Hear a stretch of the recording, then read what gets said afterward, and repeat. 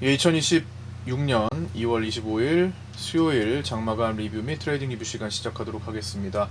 자, 오늘 장 간단하게만 살펴볼게요. 일단 아침에 갭상승, 야간에 900포인트를 순간적으로 넘겼다가 한번 또 야간에도 10포인트 정도 막 흔들었었죠. 그러더니 다시 900선을 회복하면서 출발을 했었고, 이게 지금 굉장히 작아 보이는데 이게 시가봉이에요. 오늘 움직임이 또 많이 커가지고 시가봉의 범위가 또 굉장히 작아 보이죠. 근데 유의미한 시가봉이었습니다. 아침에 이탈 후 볼벤 이탈. 자, 아침에 먼저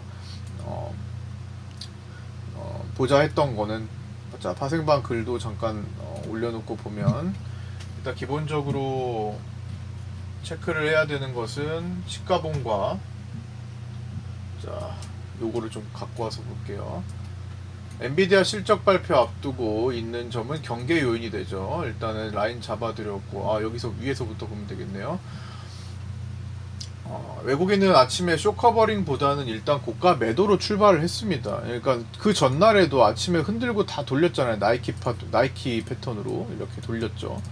네, 오늘도 아침에 시가봉 높게 띄어가지고 외국인들 쇼커버링 있냐 없냐 봤더니 없었습니다, 거의. 그래서 쇼커버링보다는 일단 고가 매도로, 외국인들 기회가 되면 현선물 매도로 출발하는 거, 프로그램부터 오늘 굉장히 와 많이 떴네 팔아야지로 시작했다라는 거죠. 프로그램도 마찬가지로 고가 매도로 2천억 매도하면서 시작을 했었고, 본장에서는 외국인들 쇼커버링이 등장하면서 시가봉 상단을 돌파할지, 볼벤 상단 내부로 들어오면서 오늘 생긴 갭을 위협할지, 요 두 개인데 프리장은 일단 고가 매도가 우위였다라는 거죠. 그래서 기본적으로 본장 전에 여기 볼벤 상단을 타고 내려왔습니다. 시가봉 이탈 후에.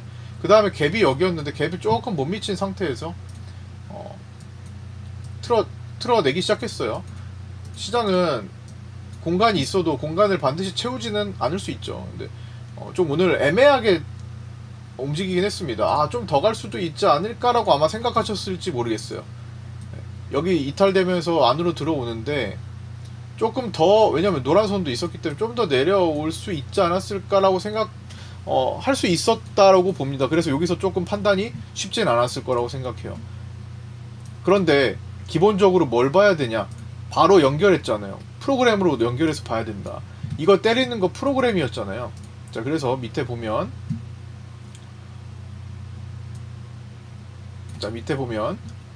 먼저 여기 코스닥 볼벤 하단 체크한 것도 있었는데, 코스닥 매매하시는 분들도 많이 계셔서 여기였죠. 여기 밑에 오른쪽 아래 보시면 이게 코스닥 차트인데, 코스닥 선물 차트인데, 볼벤에서 한번 흔들었던 딱 그 코스닥 볼벤 하단 체크한다 언급 드렸던 거고요. 타이밍.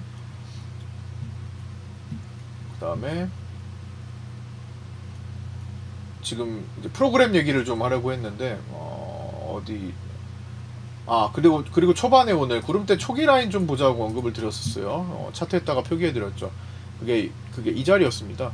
이 자리였고, 여기를 딱 그어둔 거예요. 오늘 맞나요? 오늘 평상시보다 이 자리를 먼저 체크를 좀 했습니다. 그런데 여기가 처음에는 계속 딛고 가는 듯 하더니 계속 고가가 오면은 프로그램 매도, 현물 매도가 나왔었어요. 이상하죠? 여기서 딛고 있는데 올라가면 일단 때려요. 그러니까 여기 이탈봉이 나오잖아요. 이탈봉 나오고 사실은 좀 더 갈 줄 알았어요, 저도. 그런데 프로그램이 그렇게 되지 않았다는 거죠. 프로그램이 쭉 내리다가 여기서 자리를 한번 잡아줍니다. 그게 여기에요. 이 자리거든요, 이렇게. 프로그램이 일단 멈췄네가 된 겁니다. 이 기준을 먼저 살피고 있다가, 자, 시가봉 기준 이탈했죠. 볼벤 상단 이탈했죠. 그 다음에 여기 단계적으로 지키다가 조금 계속 올라가면 때리니까 이탈했네. 그 다음은 갭을 봐야 되는 거 맞아요. 그런데 갭을 보려고 했더니 프로그램이 주춤거리네. 프로그램이 매도를 하지 않고 있네. 자, 프로그램 비차익과 선물이 동시에 완화되니까 반등을 시도하고 있습니다. 결국 매도로 방해만 하지 않으면, 그러니까 프로그램이 매도로 방해만 하지 않으면, 회방만 놓지 않으면 시장의 풍부한 대기 자금은 계속 매수하려고 하고 있다. 그래서 그 자리는 저항으로, 일단은 오늘 7글자짜리 저항 역할을 하고 있었던 때와 맞물려 가지고 프로그램 방향을 이제 봐야 된다는 거죠. 프로그램 아침에 때리다가 멈췄네. 얘도 멈췄네. 그 다음에 다시 요걸 돌파하냐? 연결선상으로 보면 가네? 이 7글자 기준 라인 돌파했네? 아, 위에서 지지받고 이제 위로 가는 방향으로 흘러가야 되겠구나. 항상 저항과 지지는 이탈되면 일단 지지 역할, 지지는 다시 지지가 이탈되면 일단 저항 역할, 저항이 돌파가 되면 일단 지지 역할하는 것이 기본이죠. 우린 지지와 저항의 원리는 가장 기본적으로 살펴야 됩니다. 지지 라인이 뚫리면 일단은 저항 역할을 하는 게 우선적인 역할이고요. 저항이 돌파되면 일단은 지지 역할을 할 수 있는 것이 기본이죠. 이 기본을 어긋나면, 그 기본이 깨지면 깨지는 힘이 발생했다라는 거니까 그 발생한 힘의 원인을 찾아야 되는 겁니다.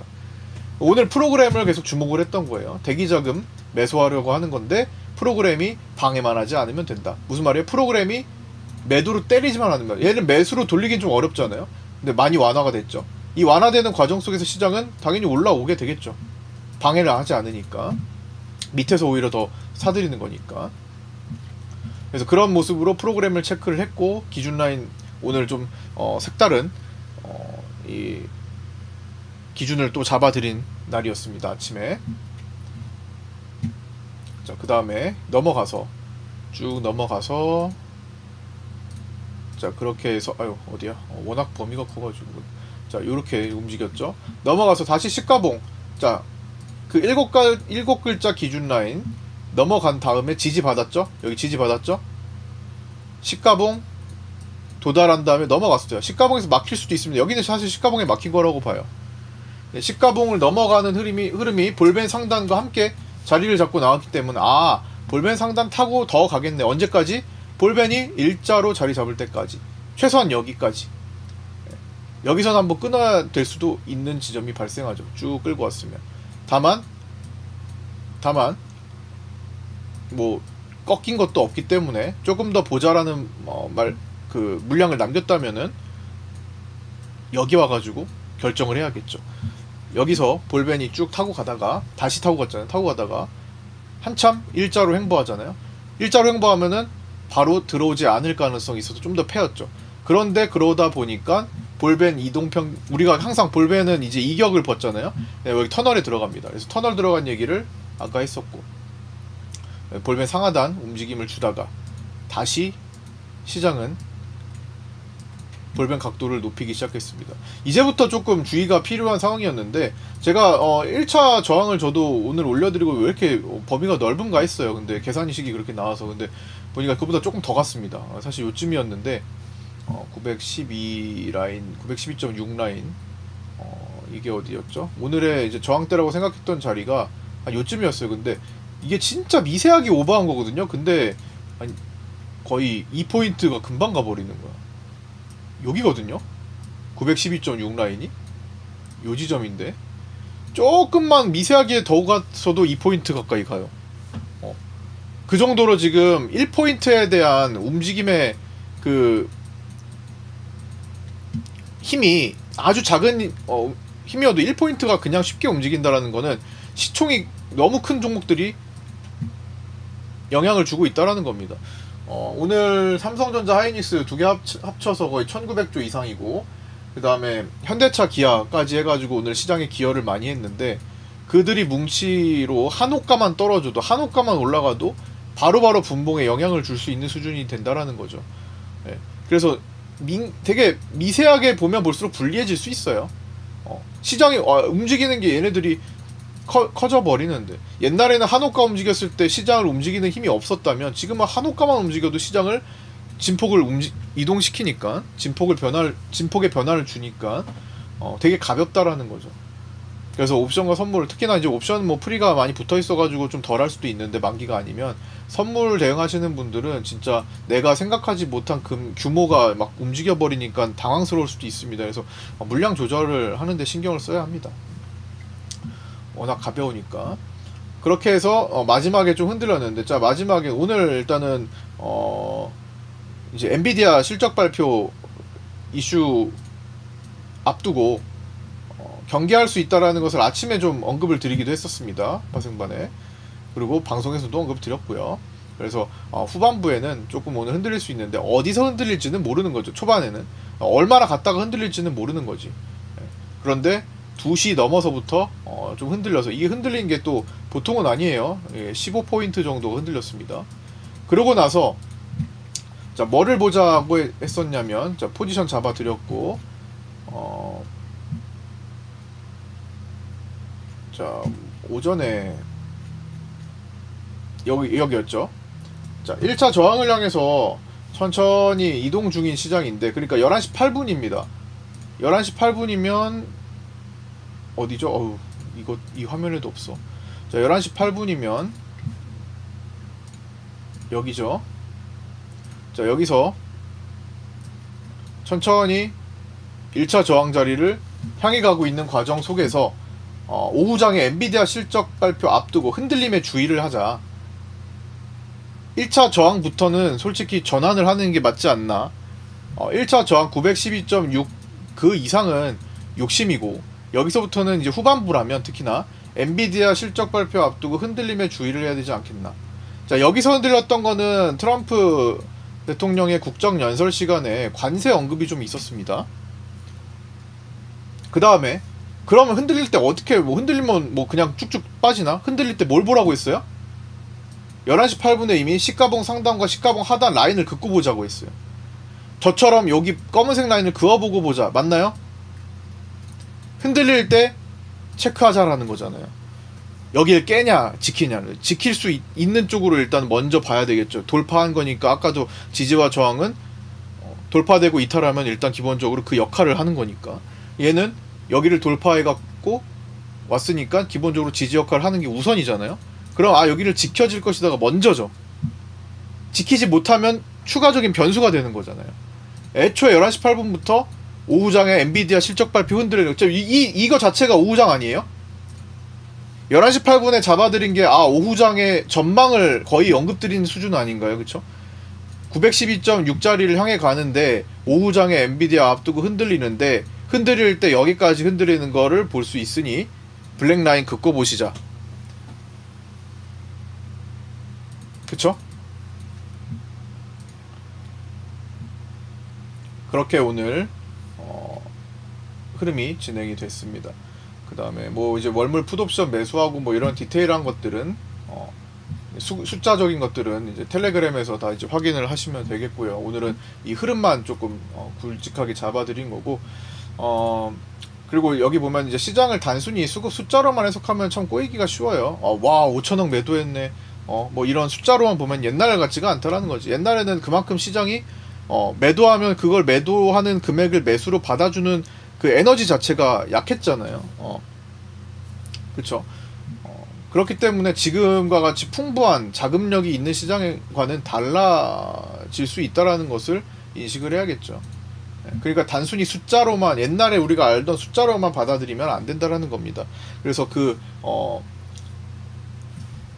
자금이 기대감 특히나 나보다 내가 뭐 주식을 더 비싸게 사는 것 같은데 나보다 더 비싸게 사줄 사람만 있다고 생각이 된다면 들어오는 시장이니까 그런 계속 유입이 된다는 기대감이 풍부한 시기이기 때문에 예탁금도 그걸 확인시켜주고 있고요. 그러니까 그 숫자 자체로만 이제 풀어가기보다는 흐름을 봐야 된다라는 겁니다.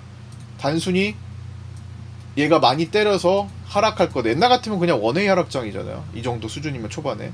근데 시장은 그렇지 않다. 때리는 쪽도 매수가 들어오면 굳이 밑으로 밀면서 대응하지 않고 대결하지 않고 위에다가 걸어두고 매도하면 좋은 가격에 매도할 수 있는 조건이 되기 때문에 이제 그렇게 넘어갈 수 있다라는 거죠. 단순히 숫자로만 보면은 좀 까다롭습니다. 깨지기 쉽죠. 그러면 그 과정에서 외국인은 지속적으로 고가 매도 쇼커버링 하다가 고가 매도 하다가 쇼커버링 반복하면 결국에는 외국인들은 자신들이 정점을 잡게 됩니다. 정수리를 공략하게 돼요. 외국인들은 고가 올 때 매도하다가 와 이거 넘어간다고 쇼커버링 매도했던 거 철회해.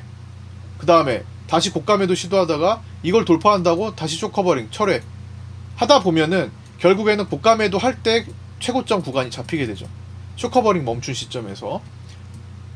그러면 이제 그 상황을 상승을 계속하고 있는 상황을 보완하기 위해 하락으로 베팅을 하고 있으니까 나머지들은 지금 미니 미니콜 시장 제외, 미니 옵션, 미니 선물 옵션 시장을 제외하고, 미니 시장을 제외하고는 외국인들 하방입니다.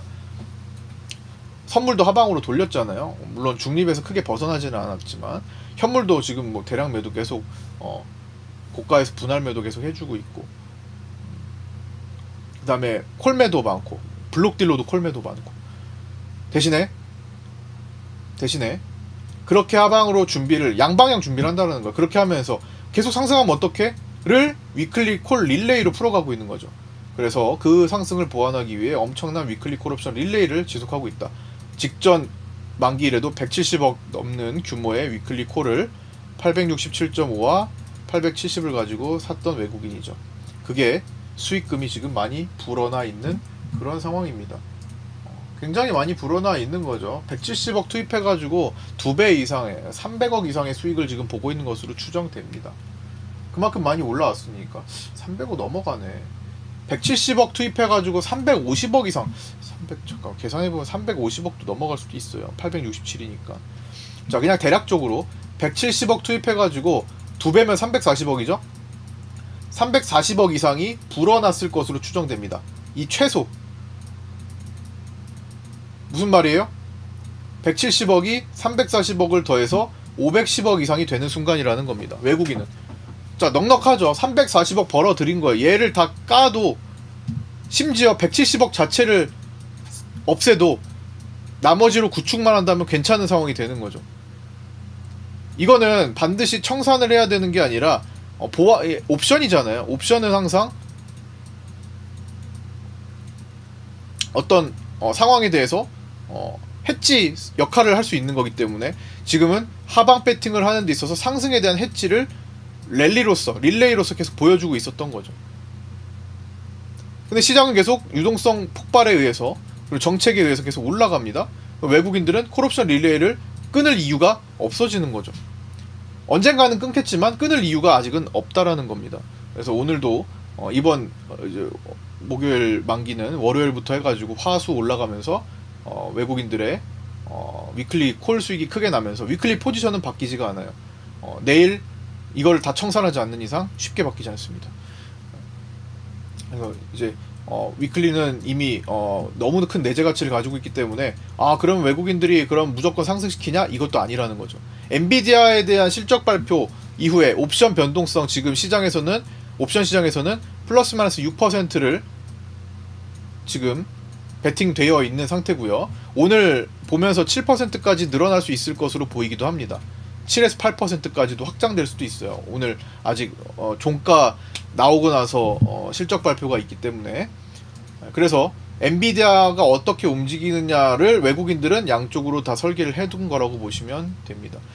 외국인마저도 양쪽으로 어떻게 될지 뚜렷하게 지금 확신할 수 없는데, 개인들은 더더욱 한쪽으로 베팅하면 더 위험하겠죠. 지금 구간에서는 시장이 추세적으로는 사실 더 가도 이상하지 않아요. 그게 더 자연스럽기도 합니다. 일봉 차트로 볼 때 추세적으로는 이게 더 자연스러워요. 각도를 높였으니까 높인 김에 완전히 그냥 위에서 피날레 찍을 때까지 올라가는 게 자연스럽긴 합니다. 추세니까, 흐름이니까. 아직 꺾인 게 없으니까. 그런데 여기서 꺾이면서 그 흐름을 단기적으로 마무리 짓는다고 해서 이게 이상해 보이진 않습니다. 그러면 요게 피크가 되는 거니까. 그렇기 때문에 외국인도 둘 다 준비를 하고 있는 것으로 보여요. 특히 현재 V코스피가 순간적으로 50까지 올라갔지만 48, 9 이때로 끝났잖아요. 자, 이거는 기본적으로 남은 앞으로 30일, 한 달, 21거래일 동안에 움직일 수 있는 범위를 얘기하는 거고, 48, 49가 움직인다는 게 아니에요. 이거는 계산식에 계산해봐야 돼요. 어쨌든 많이 움직일 수 있다. 출렁임이 과거에 못지않은 그 이상으로 움직일 수 있다라는 것을 뜻하고, 그 다음에 현재 위클리 등합이 내일 하루 만기 하루밖에 안 남았는데 22포인트가 넘습니다. 내일 하루에 이걸 다 빼야 돼요. 내일 하루 약 20포인트 가까이 빼야 되는 상황이 벌어지게 됩니다. 어떻게 뺄까? 내일 크게 흔들림이 나와야 빠지기가 쉽습니다. 그 다음에 10거래일밖에 남지 않은 월물 옵션의 등합이 어제보다 더 올라서 지금 70.9로 끝이 났어요. 깜짝 놀랐습니다. 콜옵션 가격이 905, 등가의 콜옵션이 36.3, 풋옵션 905가 34.6으로 끝났습니다. 뭐 어떻게 이걸 풀겠다라는 건지 저도 모르겠어요. 그냥 고진폭 나올 거다. 네. 정말 우리가 지금까지 보지 못한 수준의 고진폭이 나올 수 있다라는 뜻할 수도 있습니다. 얘를 어쨌든 10거래일 동안에 마감을 지어야 되니까. 그게 아니면은 그냥 어떻게든 끌다가 묶어두고 끝나야 되는데 쉽게 안 빠져요. 그렇게 되면 3거래일까지도 아마 50, 40, 50 갖고 있을 거예요. 프리가. 변동을 안 주면. 근데 만약에 그렇게까지 3거래일, 막 5거래일, 4거래일, 3거래일 남았을 때까지도 변동을 크게 안 주고 계속 흐름을 이어가고 아니면 박스에 묶어 있고 하면은 결국에는 마지막 1, 2, 3, 마지막 만기 직전에 원웨이장 조심하셔야 돼요. 원웨이장 프리가 높다고 해서 원웨이가 안 나오는 거 아니에요? 아예 한쪽, 그때도 말씀드렸지만 옵션은 한쪽을 이렇게 한 방향으로 간다고 하더라도 한쪽 옵션은 이런 식으로 녹아버리고 하나는 빠르게 빠지고 하면서 옵션의 프리가 빠질 수 있습니다. 양쪽이. 기본적으로는 출렁임을 크게 주면서 제자리 걸음을 하는 것이 가장 빼는데 효과적이지만 정 안 됐을 때 마지막 하루 이틀에 특히 만기일에 그런 모습을 보일 수도 있습니다. 우리는 그걸 지금까지 다 보고 왔잖아요. 어쨌든 지금 우리가 경험하지 못한 수준의 옵션의 가치를 부여받고 있고 또 그럴 수밖에 없는 게 위치가 크니까 높으니까 당연히 거기에 대한 진폭 확대도 같은 퍼센테이지로 움직인다고 같은 1% 움직여도 움직이는 폭이 크니까 당연히 절대 수치로 움직이는 이런 옵션의 가치는 당연히 높아질 수밖에 없습니다. 촘촘하게 움직이는 거죠. 2.5포인트 간격인데 사실 그게 그거예요. 이제 뭐 지금 905가 등가인데 905나 907.5나 910이나 거의 거기서 거기인 거죠. 옛날에 300포인트 시절에는 305나 307.5나 310이나가 아니었잖아요. 굉장히 그 사이가 컸잖아요. 지금은 그게 아니죠. 그렇기 때문에 뭐 당연히 옵션의 가치는 이렇게 등합이 높을 수밖에 없는 거 사실입니다만 그걸 고려하고 나서도 많이 부풀어 있는 것도 사실이죠. 그래서 이제는 남은 10거래일 동안은 좀 긴장을 해야 되지 않겠나 싶습니다. 그 진폭은 반드시 아래로만 뜻하는 거 아니에요. 오버슈팅 줄 수도 있는 거예요.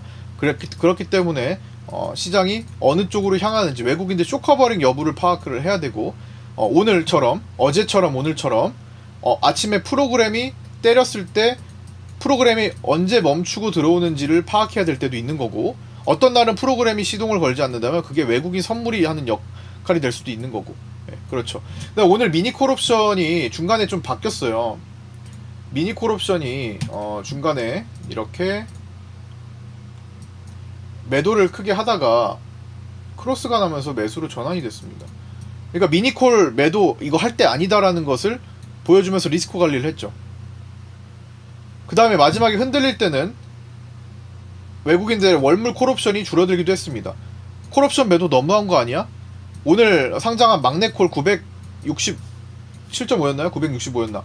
막내콜에서 967.5 막내콜에서 오늘 외국인들이 신나게 매도를 하다가 종가상으로 매수로 돌려놨습니다. 이 말은 옵션 매도, 콜 매도 아직은 불안하다예요. 많이를 하고 있지만 이제 시장이 진짜 정점을 향해 가지고 떨어지게 된다면 콜 매도로 먹어야지 하고 있는 외국인들이지만 아직은 한 번에 솟구치는 거 하나가 불안하다라는 거죠. 그렇기 때문에 기회가 된다면 막내콜 같은 거는 빨리 청산을 해놓는 것이 유리하다는 판단을 했을 것 같습니다. 아예 967.5 매수로 돌려놨네요. 그러면서 이제 떨어질 때 그러면은 또 하방으로는 없나? 그래서 선물 매도를 늘리는 시간도 있었고 선물 보시면 그때 같이 늘어나기도 했잖아요. 여기서 보시면 콜 매도 줄어들 때 늘어났단 말이죠. 외국인들도 이렇게 섬세하게 대응을 하고 있습니다. 시장이 지금 비이성적이라고 볼 수 없잖아요. 비이성적 과열 맞죠? 비이성적 과열의 시장. 그렇기 때문에 외국인들도 지금 이성적으로 뭔가를 하려고 해도 계속 수정사항이 일어나야 돼요. 포지션 수정이 계속 일어나야 돼요. 수정이 일어나지 않고 있는 것은 위클리 옵션밖에 없는 것 같습니다. 릴레이 보이는 콜 옵션. 그렇기 때문에 개인 입장에서도 외국인들이 뭘 하는지를 읽어서 거기에 적합한 대응을 해야 되지 않겠나. 오늘 같은 경우도 아침에 왜 움직였는지 그리고 그 움직이게 된 원인이 바뀐다면 어떻게 되는지, 오늘 프로그램 때문에 아침에 눌렀는데 그럼 오늘 한없이 누를 것이냐 아니면은 다시 딛고 올라올 것이냐를 파악해야 되잖아요. 그럼 프로그램에서 풀어가야 되죠. 첫 번째로 1번이 먼저 프로그램을 풀어갖고 나머지 이제 프로그램 풀리고 있을 때 나머지들이 어떻게 도와주는지를 같이 복합적으로 풀어가야겠죠. 이거는 장중에 제가 라이브 방송 진행하면서 정회원분들과 함께 파생반 텔레그램에서 같이 풀어가고 있는 내용들이고요.